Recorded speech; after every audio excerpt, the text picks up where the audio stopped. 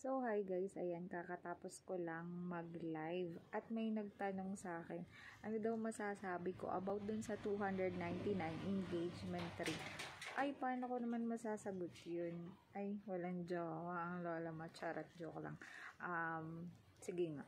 Ano bang comment natin about it? Ang dami na kasing nakapag review about that. So, based on my POV, ayan, depende po yun sa sitwasyon. Pero for me, ayan, wala po yun sa price. Ang mahalaga guys, niluhudan ka guys. Tapos, inaya kang pakasalan. And also, alam kong hindi yun lang yung plan niya para sa inyo. Diba? Kahit magkano yung ring, ayan, lalo na kung love mo yung person, diba?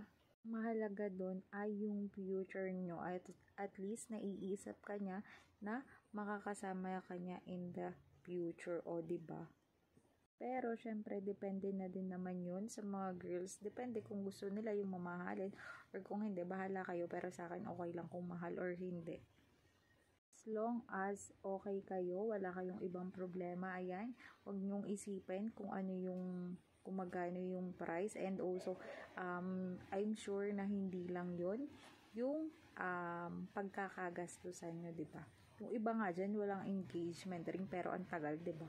And meron naman ng iba dyan, ang mamahal ng mga wedding ring and also mga engagement ring, naghihiwalay din naman. Nasa sa inyo yun. Ayan, nasa pag-uusap nyo yun guys. Wala lang, share ko lang.